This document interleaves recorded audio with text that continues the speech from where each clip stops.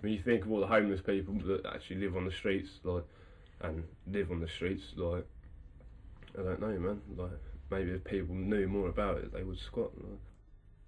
All that home needs to be to me is like a place where I can come back to and chill out, and it's mine. It's got all my stuff in it. We looked through the letterbox of this house and saw just a sea of unopened letters. So that's like quite good evidence of no one being there for a long time.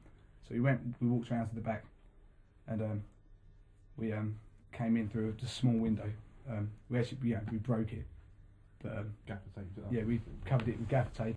Through a process of trial and error, trying not to make any noise, we eventually used a cap, a baseball cap, and then Policeman style. Policeman style, from an episode of The Bill we might have seen. Yeah. You punch through the hat. Then we got in, and there was like these plants growing in through the windows. So we had to climb through this like bush, which was like over the kitchen sink. Yeah, the kitchen had been triffied. Yeah. Like push loads of stuff off, and then they went into the living room, which was like proper creepy because like there was a sort of like softened picture of this old lady, very old, white hair, possibly ill.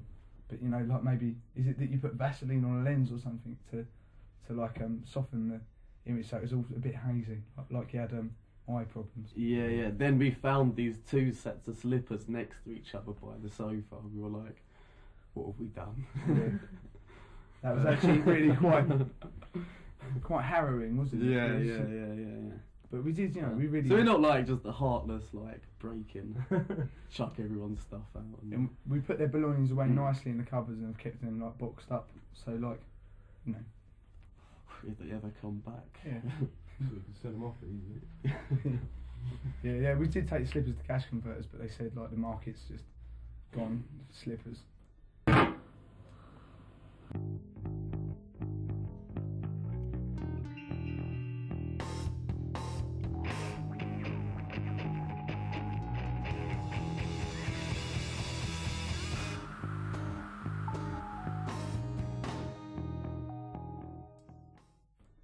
I squatted in. I was 15, and I couldn't.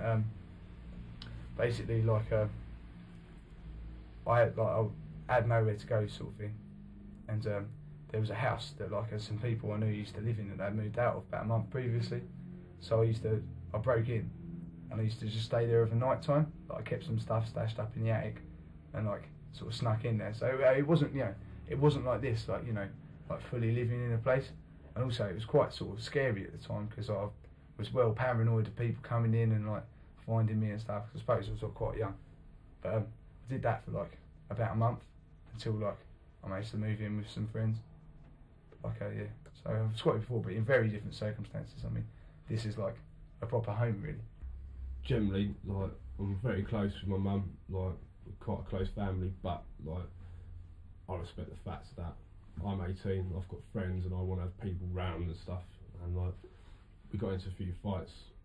I got into a few fights with my stepdad, and he's a very nice bloke, and we got on very well if I'm not living with him. And Big up Joe's stepdad. Yeah, respect. In the house. Good man. But I chose to move out because it's just easier on the both of us, easier because my mum's got problems. I suppose I've got a few problems and stuff, and it's just easier. You're a particularly difficult teen. Yeah, I am a difficult teen. I left home when I was 16. Yeah, about 16. I moved into my ex-girlfriend's house and stayed there with her mum for ages, or in her mum's house sort of thing, and stayed there for about 3.5 years or something like that. And then moved out. It was kind of I was a bit in a confusing situation just before I got here sort of thing. So I was living in about 3 different places. I was living at Bob's Squat, my mate Bob's Squat. And I was living at another one near Rochester High Street. And I was kind of living up in Gillingham as well, sort of thing. I was in between squats, if you know what I mean, so I was wasn't really staying anywhere in particular. And To be honest, I didn't really want to get settled because like I wanted to find a place of my own sort of thing, which was here. A lot of time, the only way for a lot of young people to actually get somewhere decent to live is to be on benefits. Yeah. So like, yeah. and that's then just- you're in a trap, yeah, aren't then you? you're, Because then you're totally fucked. you don't want to get a job then and get as much money or stuff as you were getting when you were on the dole, but only Or even 40 less, hours man. of your life a week is Like, taken in up that doing flat on something the you don't want Esplanade, to do. if I started working, it was like would be £150 a week. It's sort yeah, you can earn like over £150 a week. That's not too difficult, but like, could you really work a 40-hour week to have 40 quid? First off, like you sign up for housing benefit, which basically means they pay for you. They pay your rent for you. For a start, it's a 2-year waiting list, so you have to wait 2 years before you actually even get spoken to. And then after that, they put you in somewhere like the Esplanade, which